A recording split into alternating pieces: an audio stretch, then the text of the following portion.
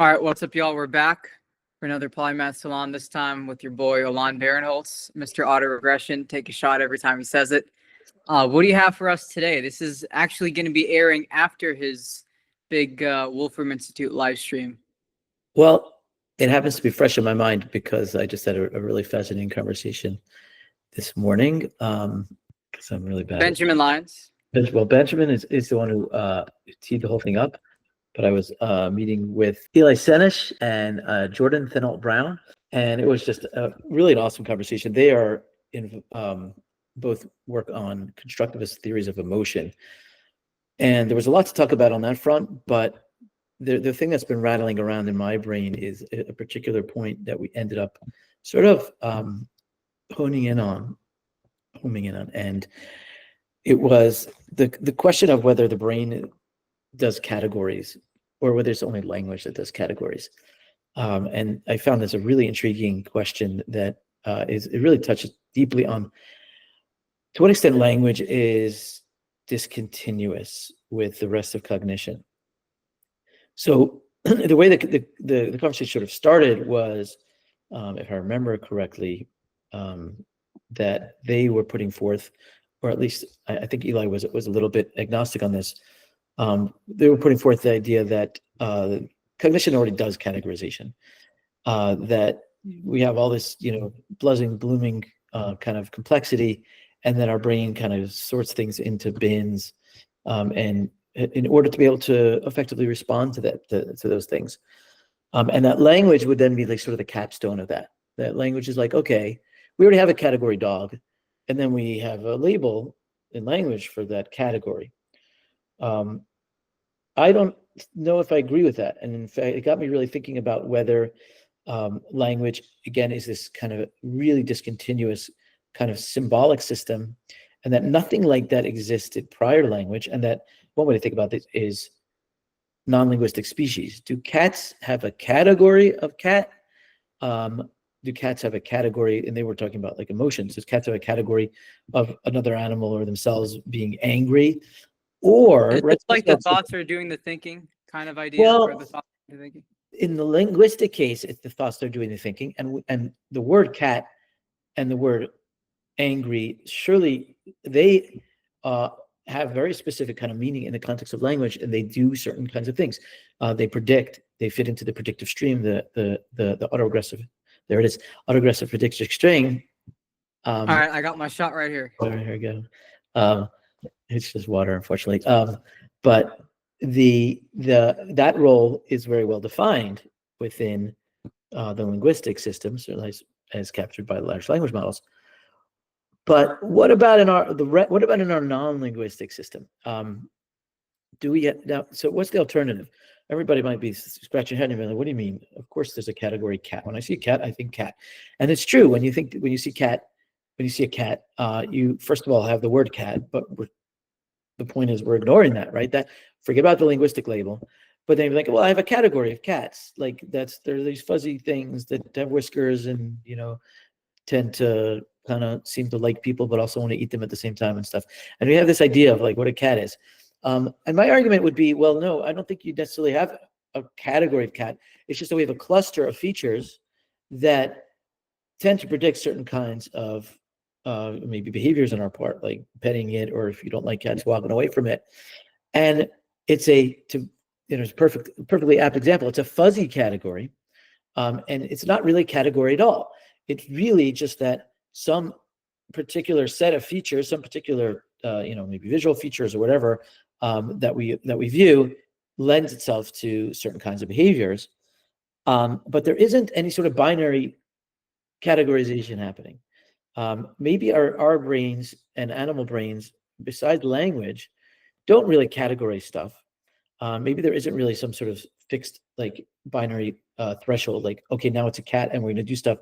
It's just that things it happens to be that cats are pretty clustered, right? There's like, you don't usually have things that have lots of those features, and then but a bunch of other features that aren't like that. But that's sort of like the natural world takes care of that. It happens to be that things that tend to do these things cluster together, but it may be our brain is just mirroring that clustering, and then the clustering leads to the behavior.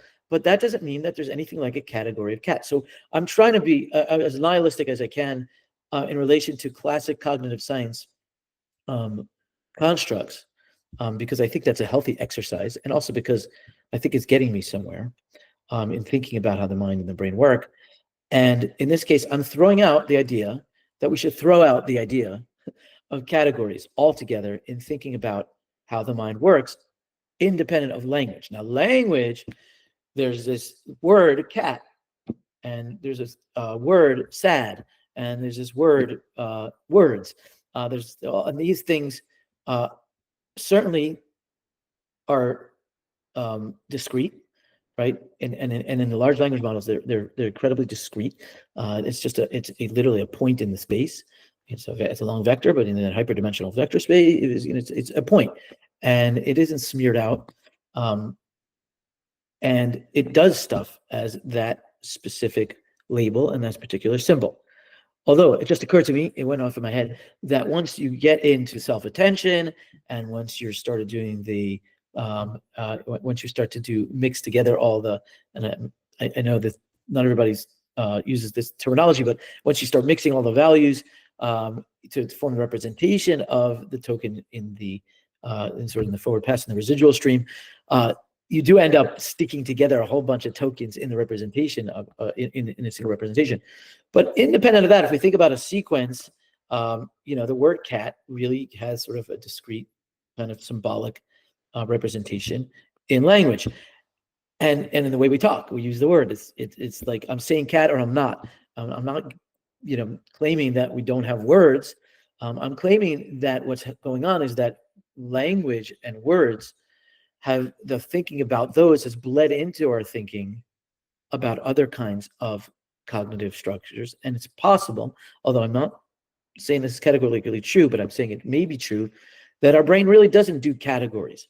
And I'm sure all the category people will come at me with, sharpened spears and say, well, I have all kinds of non-linguistic evidence for things like binary categories. And I welcome that those attacks, and I don't know if I'm prepared to defend against them, but I suspect that I am up on that literature to some extent. I certainly am not up on the most recent literature, but I've certainly followed that literature across my career, and I am a little bit skeptical that the kinds of tasks that people are often given in these category tasks, very often they are kind of naming tasks. Is this an example of a blick or whatever, some made up category? And what you're doing then is you're usually doing essentially a kind of pseudo linguistic task. And so real question, right? The question I want to raise, and I really would like to hear people's responses, and and come at me. Are there really does the brain do categorization? Or does language just do categorization? And it has the focus in cognitive science on the idea of categories as to really being a category, the entire concept of a category. Is it really meaningful? Or are we just capturing something that's really just a spillover from the fact that we use language to talk about all of these things? And I just want to add one point, and I think this was brought up by Eli in the conversation. That neurons themselves, in some ways, seem to kind of be doing discrete kinds of things. They certainly fire discretely, although, as I pointed out, they also do have sort of continuous membrane potential build up, and the action potential probably it certainly isn't the whole story about how neurons are actually encoding and even transmitting information. And that's kind of a discrete event, an action potential, and I pointed out, in kind of support of that view, is that the nonlinearities in neural networks are in some ways the whole point of it is to kind of have a kind of discrete kind of almost like a categorization, like so that you can say up to here is this, and then past that threshold is this, and I agree with that neurons in some ways are doing discrete things. However, in the aggregate, and certainly at the computational level, I'm not convinced that the neurons aren't ultimately carrying out a much fuzzier kind of math. and that we're meaningfully necessarily doing anything like a category. And again, people talk about fuzzy categories and all those kind of things, but in the end, the idea is that you're either Could you say a neuron is a category of a group of chemicals and particles in a sense? a neuron. Well, our word neuron, well, okay. The actual physiological neuron is a category. I'm Sure. not sure what that would mean. I don't. So now I'm skeptical of the idea that we can really even think about categories in the brain. But you could think about, so you have like a grandmother neuron, and people talk about that. So it's a long-standing conversation about how neurons encode information and whether there's like a neuron that is kind of discretely fires in response to a particular category or not. And yes, that is certainly an idea that's been floating around. What I'm more saying is how do you define a category in like very plain terms? Me personally, so now Yeah. I'm defining it as something that has a particular label or doesn't, and in which case I would say it's a linguistic construct. That's my definition, and those are fighting words to some extent because I'm saying that it doesn't transcend just whether or not something earns a particular linguistic label. Now that's an interesting conversation. It's all right. When do people use the label cat?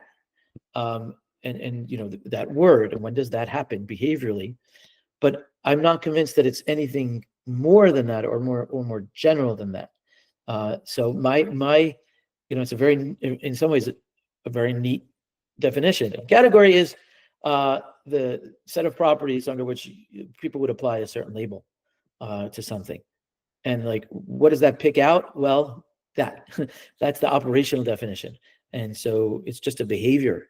It's a linguistic behavior that people tend to call these things cups. And so what's the category of cups? The things that people tend to use that label for. Nothing Right, but more. it could be used for many other things. It's sort of dependent to the observer. What will the word the label cup can be used? The cup, I mean, when you say cup, it's for this specific use case, right? But it could be used Oh, for no, other definitely. things. And that's where it certainly gets complicated. It's not simple by any means. And that's where the whole ungrounded language thing comes in. And that's a big part of my the big epiphany was, in fact, that there's no grounding, and that the word cup, even the term cup, doesn't really pick out any natural kind. It's not like there's a bunch of things that are somehow, it reaches out into the world and picks out those things. But we do have a word cup, and there's certain times we use it. But I could say there's not a cup on the table, and that means there's no visual visual correspondence to what a not being a cup on the table. But I would just say that there is linguistic behavior of naming stuff, and it's naming objects, but then we can refer to them in some ways not referring to any specific visuals, things, or physical things, because we could talk about their non-existence and things like that. I think Kurt had put a post about non-existence and stuff, and it looked like a philosophical kind of to me it looked like the kind of thing where you could end up in a loop. But in my case, I really try to. I'm thinking of this very concretely, that there's a behavior of naming, and you don't have to get that philosophical about it. That's the thing. It's not like Kripkean naming all the in all possible worlds with this thing. Forget that. It's really just about a behavior of using this term, and that's it. Now, how does that term end up being useful in the world in relation to physical objects and stuff? That is all TBD in relation to this theory. But we see from the language models that the word cup can be just this abstract thing that just plays the role in the dance of symbols and nothing else. I like that phrase, dance of symbols. That's what language is. That's your new presentation title, The Dance of Symbols. The dance of symbols. And so they're just doing an internal dance, and there's not anything. A symbolic ensemble. That's not bad. That's good too. So yeah, so what does the word cup mean in an LLM? Well, it doesn't mean physical objects with a certain property or something. What it means is the impact that token will have in generating other tokens. And if you say I have a cup and I have this bottle filled with liquid, What can I do now? Well, the LLM can tell you, well, one of the things you can do is pour that liquid into that cup. If you say, I don't have a cup, and I have this bottle of liquid, it'll say, well, if you don't have a cup, you're going to have to drink it straight from the bottle, right? So it will do everything that cups are supposed to do in that stream of linguistic stream.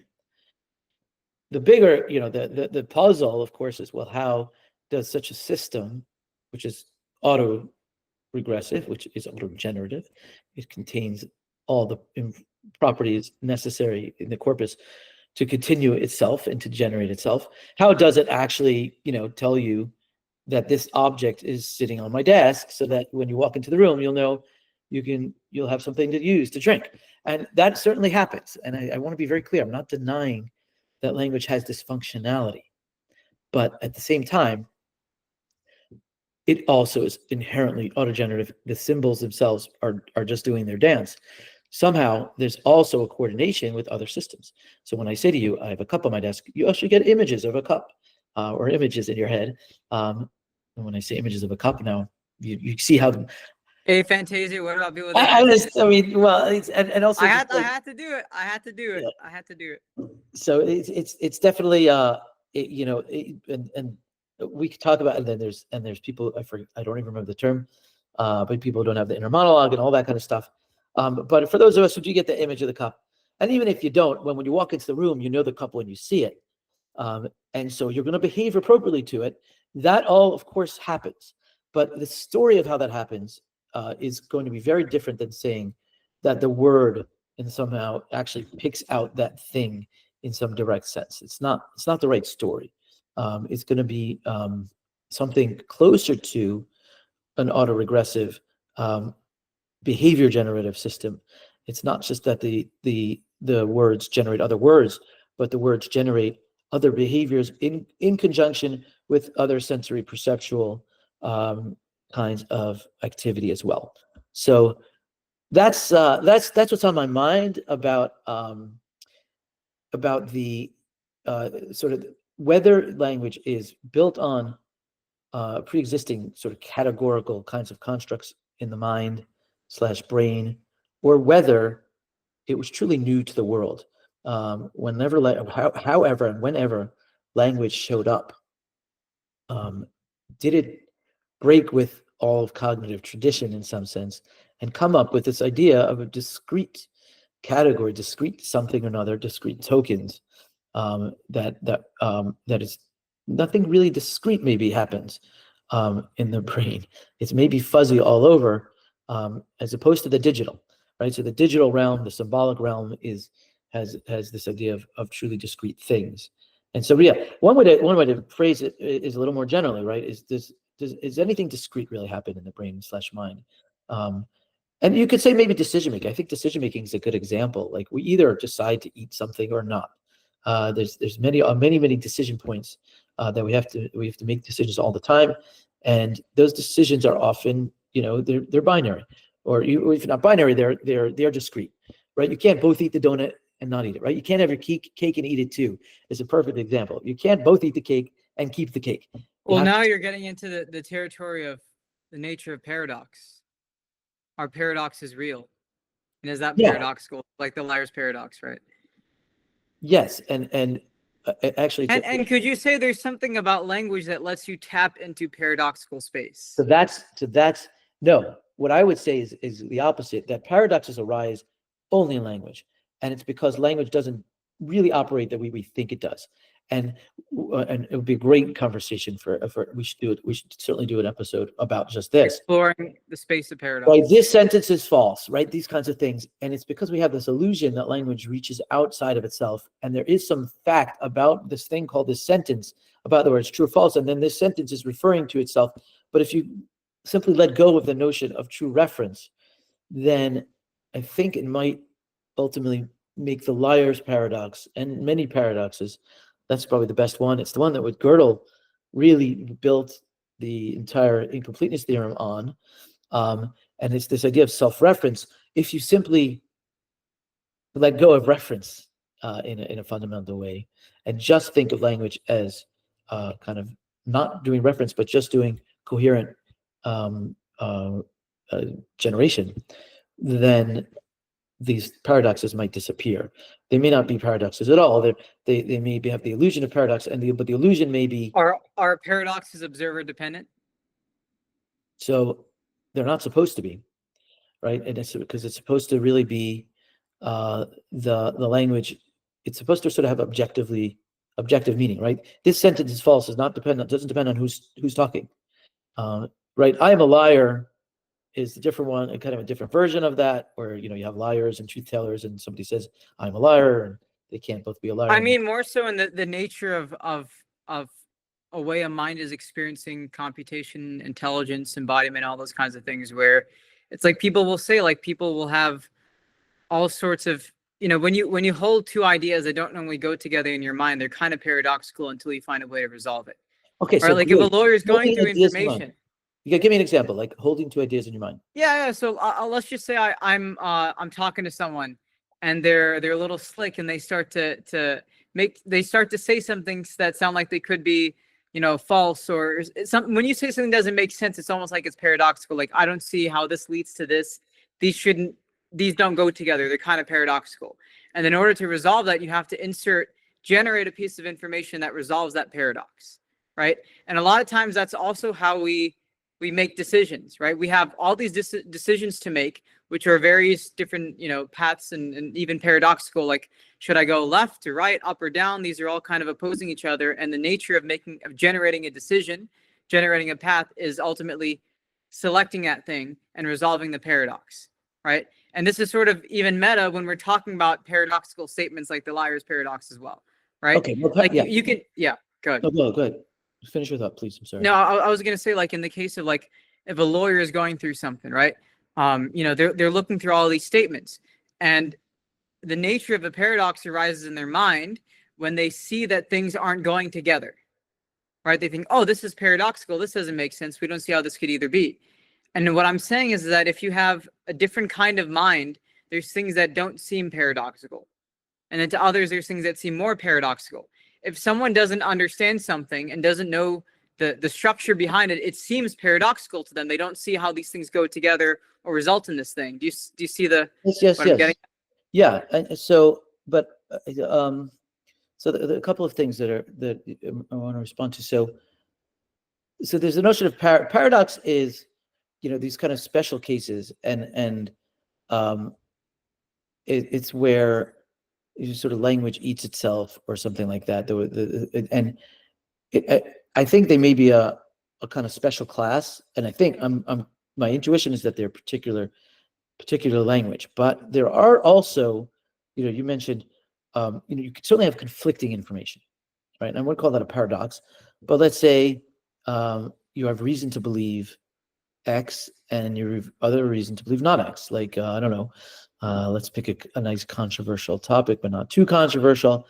We landed on the moon, and you have lots of evidence to suggest maybe we landed on the moon, but then people point out contrary evidence. So, the flag is moving; it looks like wind. There's some videos. Stanley Kubrick did it.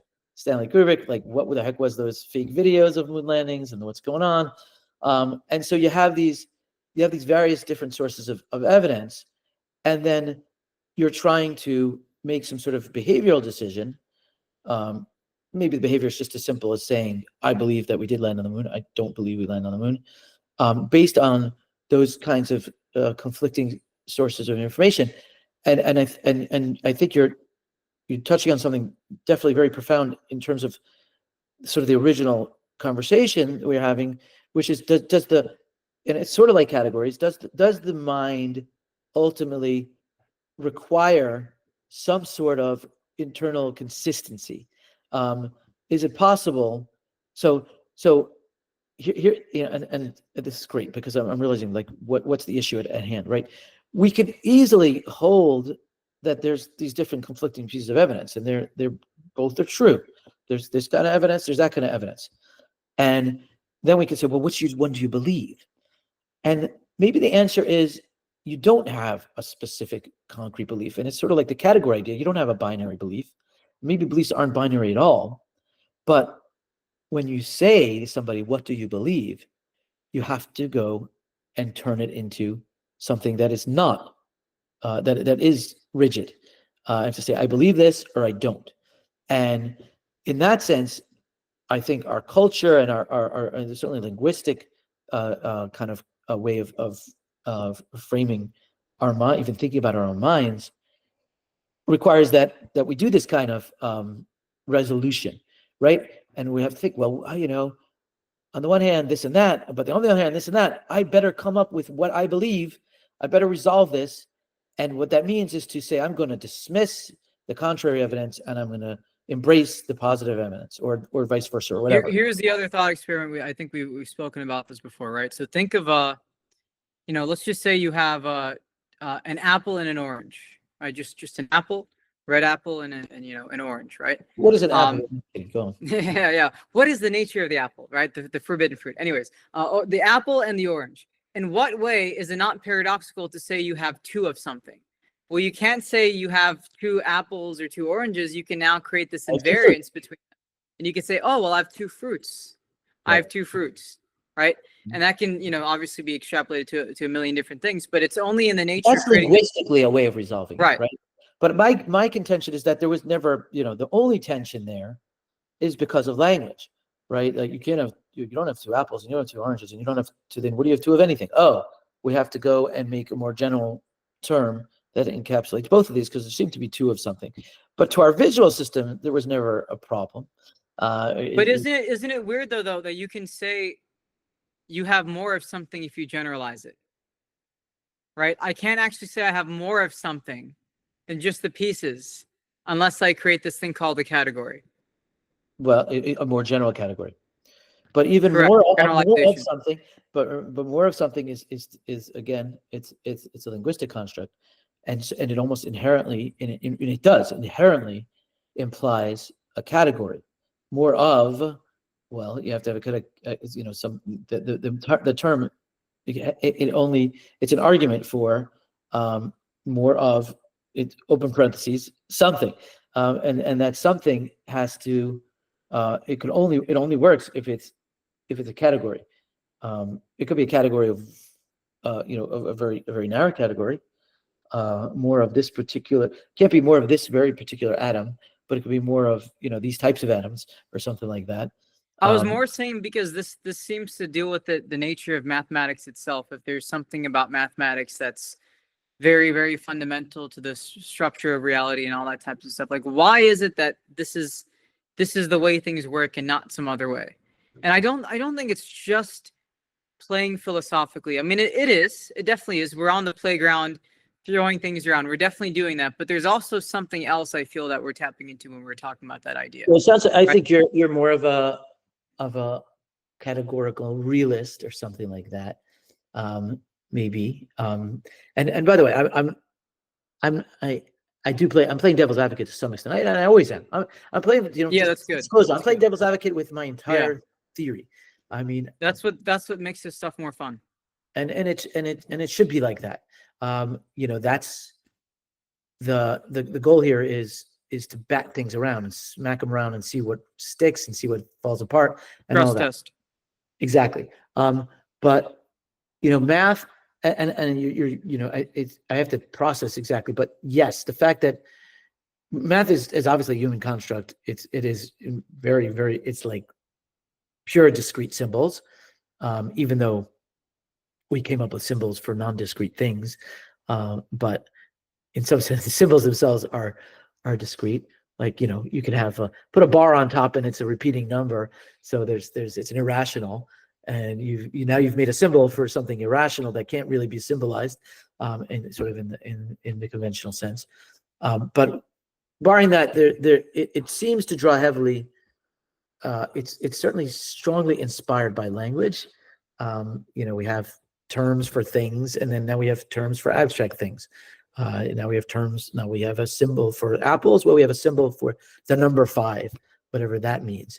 But then, just like the language models, right, the math runs on its own to a large extent, right? You have Peano's axioms, you get arithmetic, and it just does its thing internally, without any reference, right? 5 doesn't have to refer to anything outside of the system itself, not 5 of anything. If if there was no material objects in the world, you'd still have the number 5 would sort of have its right, yeah. mathematics. It doesn't need to necessarily be tethered to this physical It thing does per not. se. It does not, and Yeah. it's almost, in some sense by design, and that's the beauty of it. It's why you could have 5 of anything, because you could have 5 of nothing. The reason you can have 5 of anything, and the word 5 means 5 without, is because it could be really just, it's sort of a standalone thing. So yes, it's removed and divorced in some sense from the physical, but it is discrete, symbolic, and it's certainly inspired by words. And so you're saying, well, okay, math is so effective in doing things like prediction and being able to sort of account for even physical kinds of phenomena.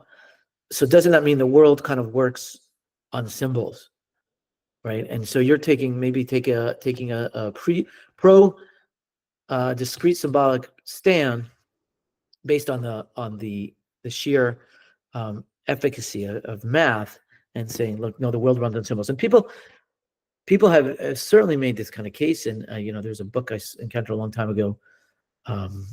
Somebody, I can't remember the name of the philosopher, I should know it, but making the case that the efficacy of math shows that God himself is a mathematician, and that the unreasonable effectiveness of mathematics kind of thing. This exactly. It's not exactly that one, but and somebody, that's like, God used language to create the world, and like math to create the world, or something like that.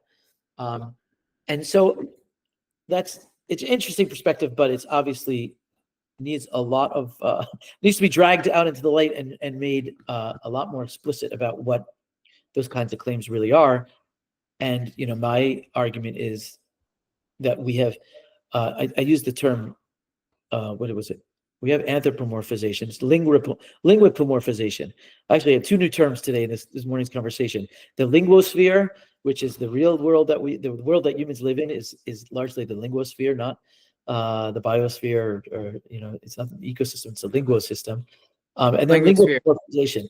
We take language to have a kind of realism to it, where we use linguistic kind of concepts like discrete labels in thinking about other things. And I'm not getting Whorfian here. I'm talking about like sort of scientific reasoning about stuff, and this kind of conversation, and so and sort of the way we try to explain the world, like even just scientifically or philosophically, is that we take these ideas, like linguistic ideas, and then we impose them elsewhere. And math is another one. Math works so well that the universe is fundamentally mathematical.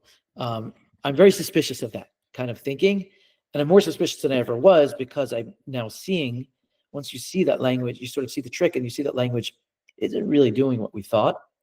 It makes me skeptical that we may be overgeneralizing from language to outside of itself, and similarly, we may be overgeneralizing from math outside of itself. If you remember some of our first conversations about this, is I put the sort of wild thing that I think everything could kind of be a language, and I'm certainly not the first person that's the extreme opposite view, right? Well, yeah, right, yeah, and the reason I say that, and if it is even remotely helpful for anything, it's when I think of the whole coordination thing about, like, okay, a sports team, I think of that because you're dealing with parts that are supposed to be higher in independence and agency and whatever, right?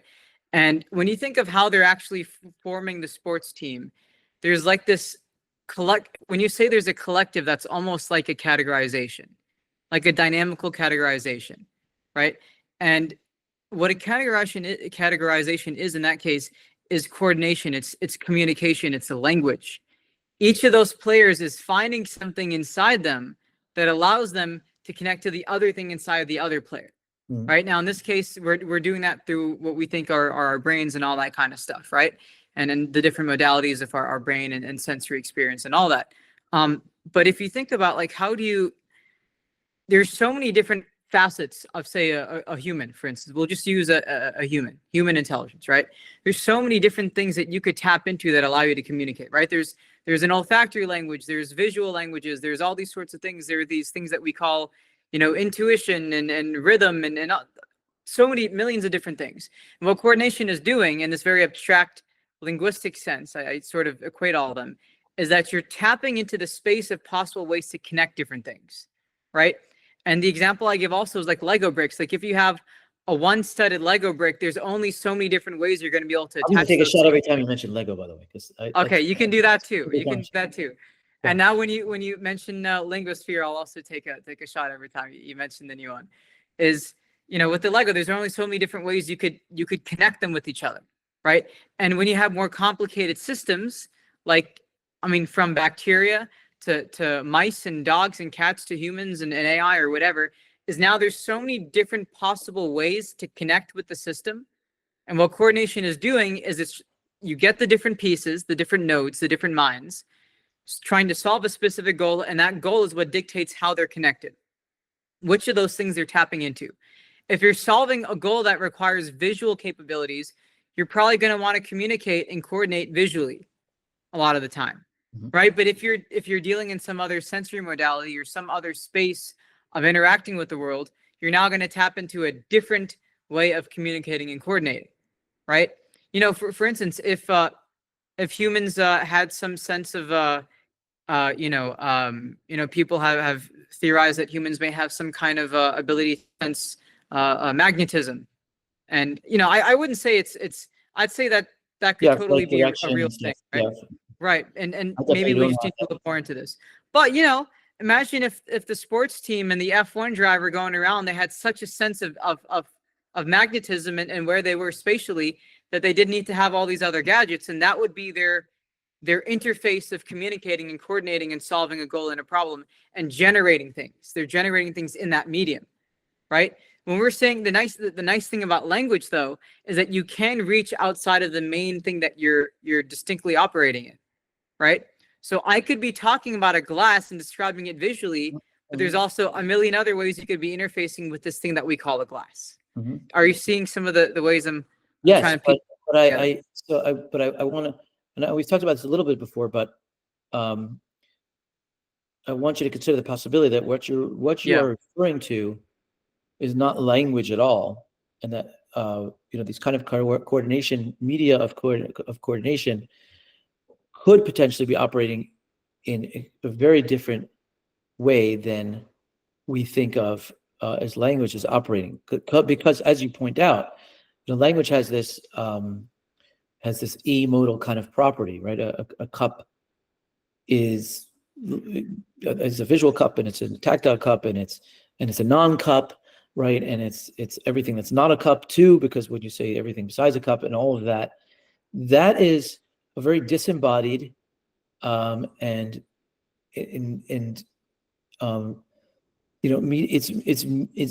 medium agnostic, it's modality agnostic, and that's language. Language certainly, it's a great point, right? That language has this kind of property to it that it allows for sort of coordination across less certainly sensory, perceptual kinds of modalities. But then when you're talking about the other kinds of coordination, like visual coordination, or like members of a team and they're reading off of each other's bodies, how they're moving, and things like that, those things are very embodied and very modal in some sense, in a way that language isn't. So is it the right terminology to refer to those things as other kinds of languages, or perhaps they're of a completely different sort of thing relative to what we really think of language being, which is these disembodied, completely amodal, purely symbolic kinds of coordination systems? Something to think about. I have to let that marinate. Yeah. Yeah, I know you've mentioned before. It's a fascinating idea to talk about these other languages, like an olfactory language. Is it language in the same sense? I think maybe you're using language more generally, and I'm not knocking your use of the term. What I'm trying to get at here is whether what we call language may be this very specific, this symbolic thing, right. And is it really very different potentially? We're gonna have to end in 1 minute because I need 10 minutes to make sure everything's okay. Working. So let final leave people on a cliffhanger. What to expect for the next conversation? Okay. So we're going to be talking. Well, isn't it? By the time they watch this, the conversation will have happened. Yeah, the Wolfram thing would have happened, then our thing is done now. What can you leave them for the next one? Very The next. third in the trilogy. Well, here's what's really been on my mind, but it is a big bite to take out of the apple, which is whether really we are dichotomous in the sense that are we sensory perceptual, feeling, acting animal systems, and is language operating within us with its own culture, societal designs? Is there a great battle being pitched inside of us? Do we want to eat that donut, but our medical knowledge and our notion of our reputation, and by being overweight or whatever it is that is maybe linguistically instantiated, are these at war within us? And we all feel those push and pulls of these different, we want to do this, but we shouldn't, right? What's the ought? Where's the should come from? Is that a linguistic construct? And if so, is that sort of the big story of humanity as the of knowing between good and evil, right? The apple. I didn't use the apple completely arbitrarily, although it probably wasn't an apple. But the tree of knowledge knowledge between good and evil. What kind of knowledge is that? Is it linguistic knowledge? Is it implanted in us that certain things should and shouldn't be done? And is that the pull of morality, which is perhaps a societal construct, fighting against our animal tendencies, which are, I want to eat that freaking apple, or I want to do this or that thing that I shouldn't do based on societal concerns. So that's what I've really been thinking about a lot lately. I think it's a biggie, and it's pretty far a farther extension from the fairly technical model of language and cognition, but deep down it's the thing I think I care about most. Yeah, this would make for a very fascinating discussion. I could already think of what Dr. Han would be saying in response to all of this. I know he has many thoughts as always.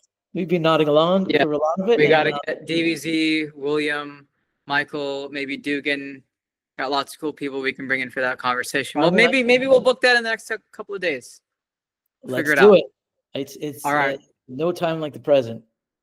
That's right. All right, Alon. I will see you extremely shortly. Okay. For the stream. We're doing nonlinear storytelling. This is nonlinear. It's going to tie into this. It's going to tie into something that hasn't happened yet. You're going to forget which one you watched first or last, and that's the whole. It'll be what George Lucas had to do to make the prequels work for the original trilogy. Exactly. You get it. Anyways, all right. I'll see you in basically a minute. Thanks, Addy. All right. See you.